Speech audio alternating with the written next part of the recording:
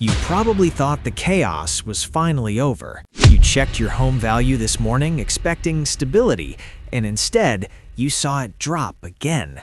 That sinking feeling? It's not your imagination. For the past couple of years, we were told everything would be fine. We were promised a smooth landing. Rates would cool down, buyers would rush back in. The housing market would heal itself. That story didn't age well. Because here in early 2026, what we're seeing isn't a normal pullback. It's not a short-term dip, and it's definitely not just seasonal noise.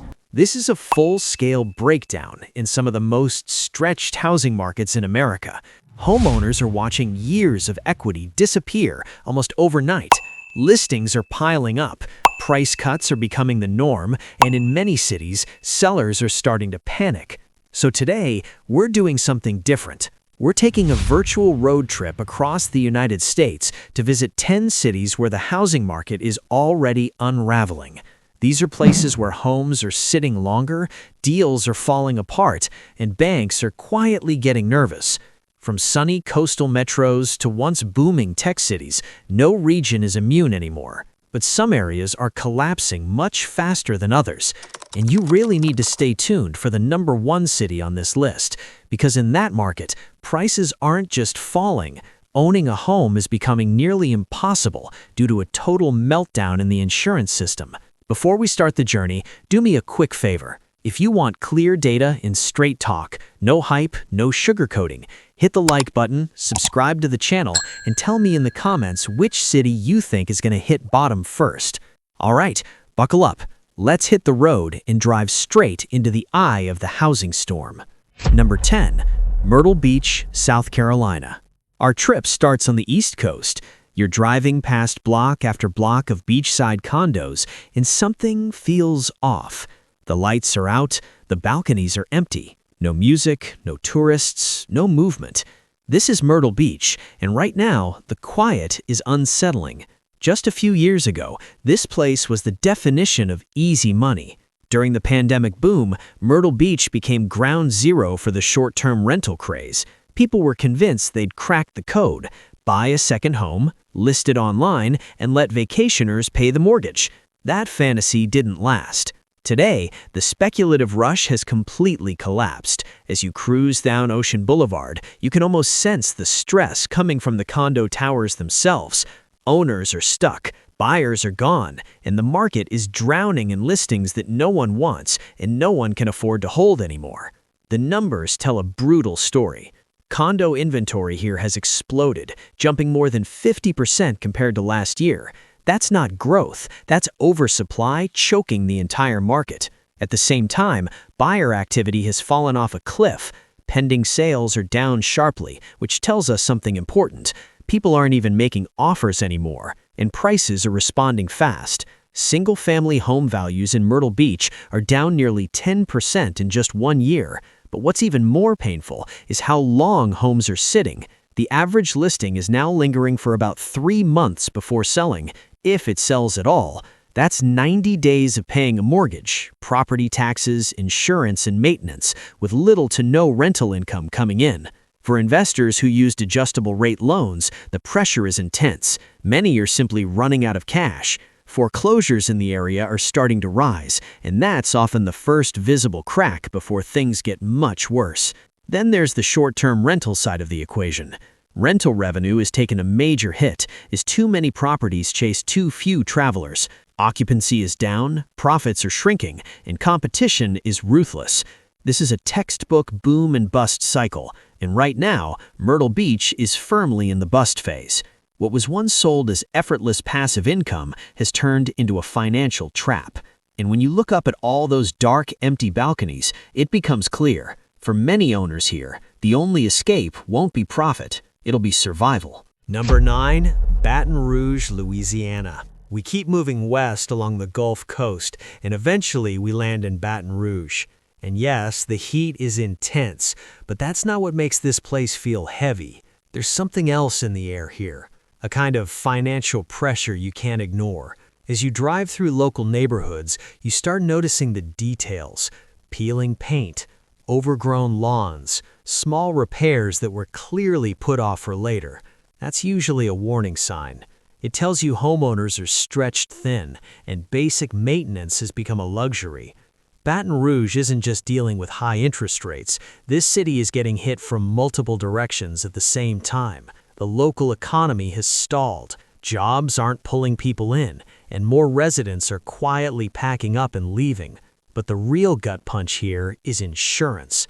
Home insurance costs in this area have surged at a shocking pace. In just 1 year, premiums jumped by nearly half. That single increase is enough to blow up a household budget. Suddenly, a home that looks affordable on a listing becomes impossible to keep once the real bills show up. And homeowners are reacting fast. Listings are climbing sharply as people rush to unload properties they can no longer afford to insure. Inventory is rising, not because buyers are excited, but because sellers are desperate. On the other side of the market, demand is collapsing. Online interest in Baton Rouge homes has dropped significantly, which tells us buyers aren't even browsing anymore. They're not touring, they're not making offers, they're simply looking elsewhere. Population trends confirm the problem. More people are leaving the metro area than moving in, and that kind of migration shift is brutal for housing prices. With fewer buyers and more sellers, values are sliding year over year. And now the stress is starting to show up in the worst possible way. Foreclosure activity here is among the highest in the region. More families are falling behind. More homes are entering distress. Even renting doesn't offer much relief. Vacancies are rising, and landlords are feeling the squeeze just like homeowners. Baton Rouge feels trapped.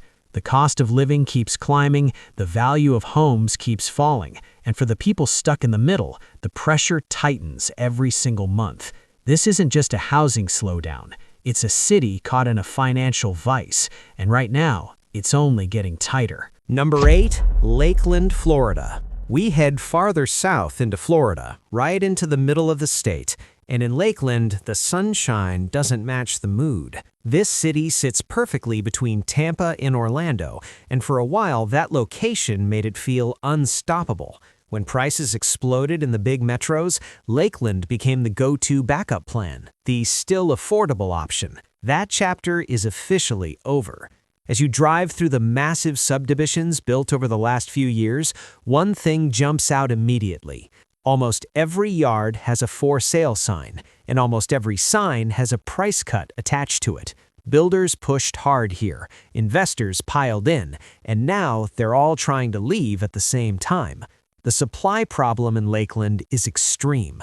Homes for sale have surged compared to just a couple of years ago, creating a wall of inventory that keeps getting taller. There are simply too many houses and not enough buyers. Sellers are reacting the only way they can, by slashing prices. Nearly half of the listings in this market have already dropped their asking price in just the last month.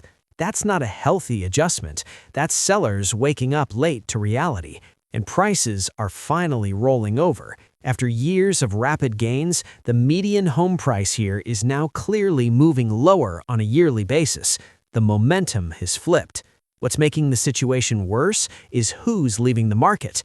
Big investors who once snapped up homes in bulk have pulled back dramatically. They were a major source of demand, and now they're gone. New construction isn't helping either. Freshly built homes are sitting unsold, stacking up to levels not seen in years. The market simply can't absorb what's already been built. When you look at how long it would take to sell everything currently on the market, it's clear who has the leverage now. Buyers are in control, and they know it. This is what happens when the music stops. Too many houses, too many sellers, and not nearly enough people willing to buy at yesterday's prices. In Lakeland, the panic is setting in.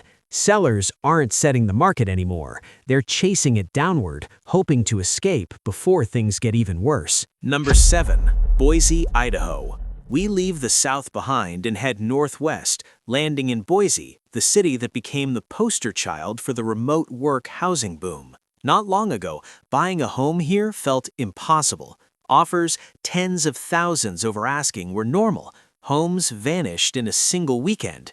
That version of Boise is gone. As you drive through the neighborhoods near the foothills today, the energy feels completely different. The frenzy has faded. The urgency is gone. Many of the high-earning remote workers who flooded into Boise are facing reality now. Some are being pulled back to offices in bigger cities.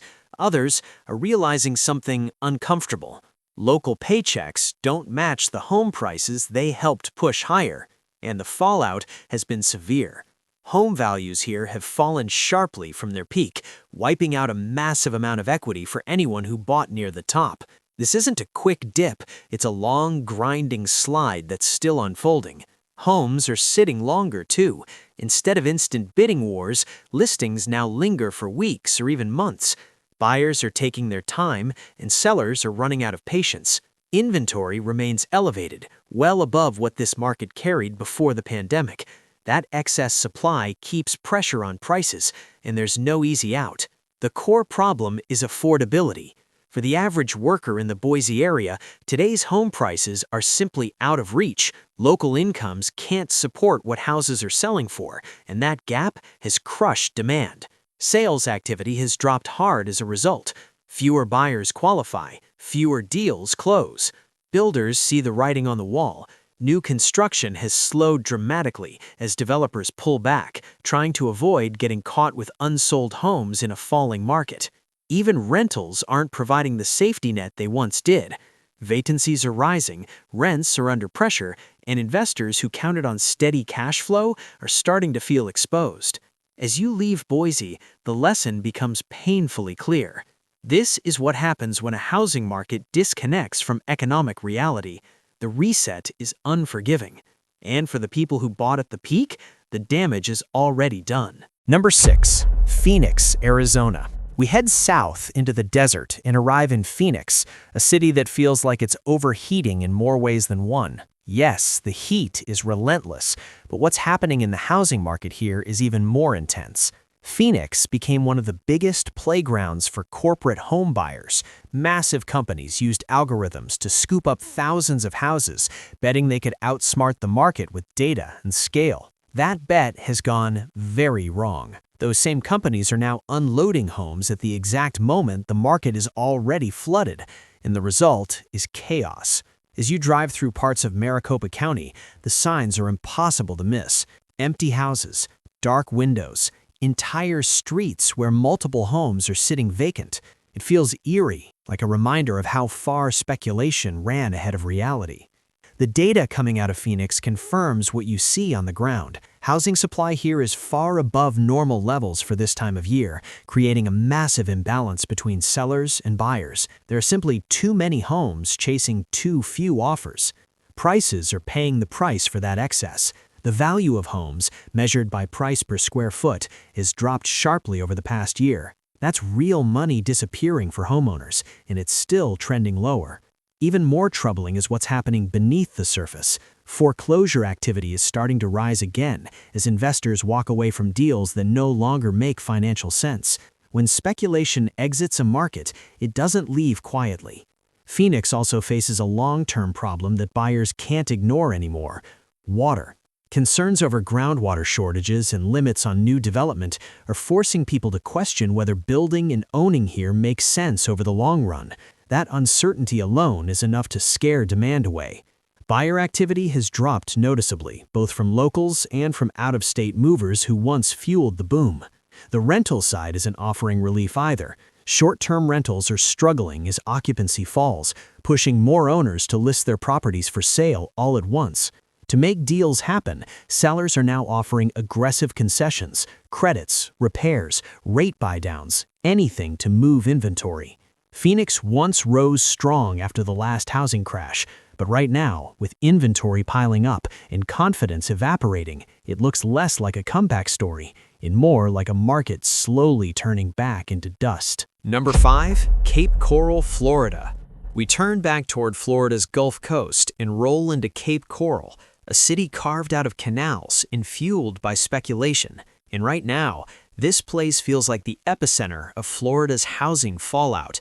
As you cross into the city, the message is immediate and overwhelming. For sale signs everywhere. Street after street.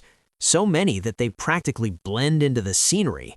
Cape Coral has always been a boom and bust market, But this time, the downturn is being supercharged by two forces hitting at once: collapsing demand and a brutal insurance crisis. Together, they're breaking this market. The supply situation alone is devastating. The number of homes for sale here has exploded over the last couple of years, flooding the market with far more properties than buyers are willing or able to absorb. It's not a slowdown, it's a logjam. Sellers are panicking. Price cuts are happening everywhere, and many owners are racing each other to the bottom just to get attention. This city now leads the nation in price reductions, with a majority of listings slashing their asking price in a desperate attempt to move. And even that isn't working. Home values are falling fast, dropping more sharply here than in almost any other Florida city. For recent buyers, that's a direct hit to their equity, and in many cases, it's already gone. But the real deal breaker in Cape Coral is the cost to own. Flood insurance has become crushingly expensive, especially for homes along the canals. For many properties, premiums have skyrocketed to the point where monthly payments no longer make sense, no matter how low the price drops. When you combine those insurance costs with high interest rates, affordability completely breaks down. And buyers know it. Sales activity has collapsed, proving that people aren't just hesitant, they've walked away entirely. New construction isn't helping either. Spec homes are sitting empty, even as builders throw massive incentives at buyers just to close a deal. When discounts that large still don't move inventory, you know demand has vanished. Investors who once helped prop up prices have pulled back hard. That safety net is gone. As you drive along the endless canals, the reality sinks in. This isn't a typical correction. It's a mass exit. Equity is evaporating. Confidence is gone. And thousands of homeowners are discovering that getting out may cost them everything they put in. Cape Coral isn't just flashing warning signs anymore. It is the warning. Number 4. San Francisco, California. We head all the way to the West Coast to witness the decline of a giant. San Francisco was once one of the most powerful cities on the planet, the center of global tech, a place where innovation, wealth, and optimism seemed endless. Today, it feels unrecognizable. As you drive through downtown, the silence is unsettling. Office towers sit half empty. Storefronts are dark. For lease signs line entire blocks. What you're seeing is the full effect of the so-called doom loop. Empty offices led to struggling businesses. Struggling businesses led to lower tax revenue, and lower revenue led to declining public services.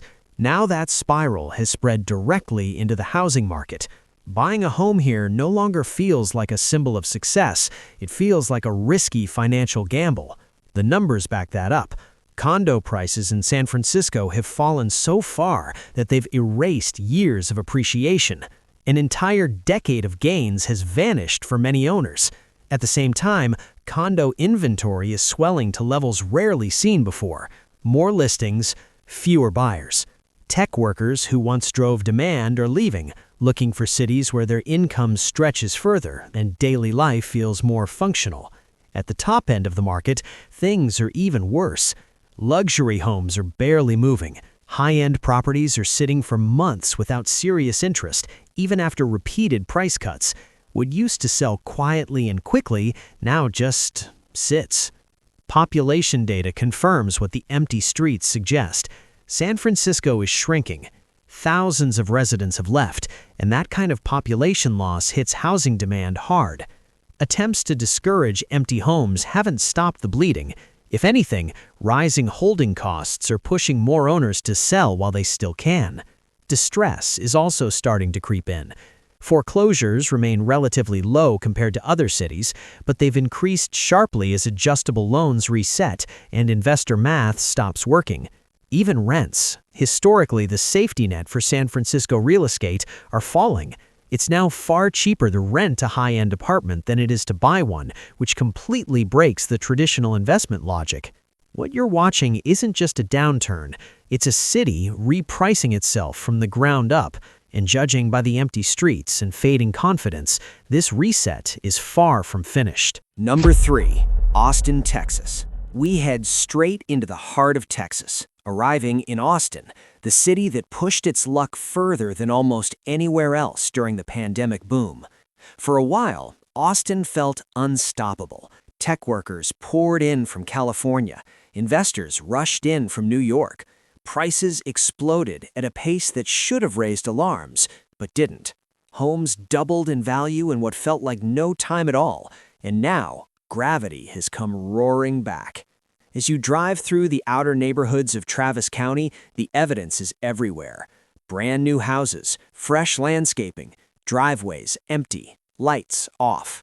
Entire communities finished and waiting, with no one inside. Builders here never slowed down. They kept building even as demand faded, creating a massive oversupply that the market simply can't digest. The scale of the downturn in Austin is hard to ignore. Home values across the metro have fallen sharply from their peak, marking one of the steepest drops of any major city in the country. For recent buyers, that translates into massive losses on paper and, in many cases, very real financial pain. Inventory explains why this is happening. The number of homes for sale has exploded compared to pre-pandemic levels. Buyers suddenly have endless options, and sellers have lost all leverage. In new construction neighborhoods, the desperation is obvious. Buyers can negotiate tens of thousands off the asking price, and builders are still throwing in upgrades just to get deals done. And yet, homes continue to sit. The rental market isn't saving anyone either. Rents have been falling steadily, month after month, leaving investors with payments that no longer pencil out. When rent drops below the cost of ownership, selling becomes the only option, even at a loss. As a result, homes are taking much longer to sell. Listings linger, price cuts stack up, and very few buyers are paying anything close to asking price anymore. The local economy isn't helping either. Tech layoffs have reduced the number of high-income buyers, while rising property taxes make ownership even harder to justify. And as you look toward the skyline, still filled with cranes, you realize the problem isn't overbuilding in the past, it's overbuilding right now. Austin didn't just cool off, it overheated, cracked, and now has years of recovery ahead. And for those who bought at the peak, the climb back is going to be long and painful. Number 2, Oakland, California. Just across the bay from San Francisco, we arrive in Oakland. And somehow, the situation here feels even more unstable. This market isn't falling apart just because of interest rates. It's breaking down because confidence has collapsed. As you drive through the city, the signs are impossible to ignore. Long-time businesses are gone. Storefronts that survived for decades are now shuttered, and many owners say the same thing on their way out. They no longer feel safe operating here. When businesses leave, neighborhoods change fast. People don't want to spend premium prices to live in places where daily life feels uncertain. No one wants to stretch for a high-priced home if they don't feel comfortable walking outside after dark. That shift in sentiment is hammering Oakland's housing market. Prices are falling quickly, faster than in many surrounding cities. Home values are sliding year over year, wiping out a painful amount of equity for recent buyers. And the real damage shows up in activity. Sales have dropped dramatically because buyers aren't stepping in. They're watching, they're waiting, or they're choosing other cities entirely. Competition has vanished. Homes that once sparked bidding wars now struggle to attract more than a couple of offers, and those offers often come in below asking. Sellers are no longer in control. Supply is climbing, pushing Oakland firmly into buyer's market territory for the first time in years. That alone would be enough to pressure prices, but there's more. Small landlords are leaving the market in waves. Strict regulations and rising costs have pushed many to sell, adding more worn-down properties to an already saturated listing pool. At the same time, a growing number of sellers are giving up entirely. Homes are being pulled off the market at record rates because owners can't get prices that make the numbers work. The mood here feels heavy. There's frustration, there's exhaustion, and for homeowners who bought near the top, there's a deep sense of loss. As you drive out of Oakland, one thing becomes painfully clear. Until the deeper issues are addressed, confidence won't return, and without confidence, this housing market doesn't have a bottom. Number 1. New Orleans, Louisiana. We reach our final stop, and this one is different. New Orleans isn't just dealing with falling prices or high interest rates. This market is facing something far more serious.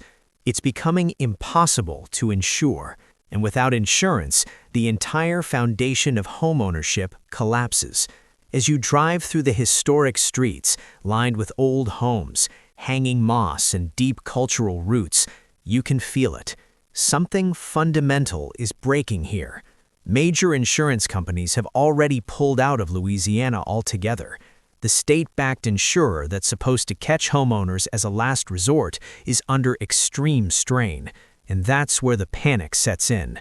This isn't a slow correction, it's a rush for the exits.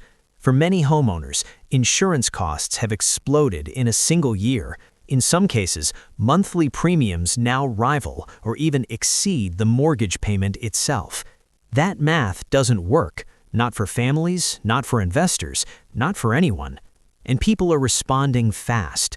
Homes are hitting the market in waves as owners try to escape before they're trapped in properties they can no longer afford to keep. At the same time, buyers have vanished. Homes are sitting for months without serious interest. Deals aren't falling apart, they're not even starting. Prices are dropping, but that's not the real problem. The real issue is liquidity. Homes simply aren't selling at any price that makes sense, and when homeowners realize there's no way out, distress follows. Foreclosures are rising sharply as people make the painful decision to walk away rather than keep paying bills that no longer add up. The population is shrinking too. Fewer residents means a weaker tax base. A weaker tax base means fewer services, and that feeds right back into falling demand. What's happening in New Orleans isn't being driven by the Federal Reserve. It's being driven by physical reality and financial risk colliding head-on. This is what a housing market looks like when climate risk becomes unignorable. New Orleans isn't just struggling, it's a warning. A signal of what may come for other coastal cities as insurance markets retreat and the cost of risk finally gets priced in. The road trip ends here, but the message is clear. What you've just seen across these 10 cities is not a temporary downturn. It's not a seasonal slowdown, and it's not a quick fix away. This is a structural reset of the American housing market. Different cities, different triggers, same outcome. Massive losses for those caught off guard. We are still early in a long and painful unwinding, and the people who survive it will be the ones who understand what's really happening. If this breakdown helped you see the bigger picture, hit the like button. It helps more than you think. Share this video with anyone considering buying a home right now. Subscribe for clear, on-the-ground updates as this story continues. And let me know in the comments, which city do you think is next? Thanks for watching. Stay sharp, stay informed, and take care.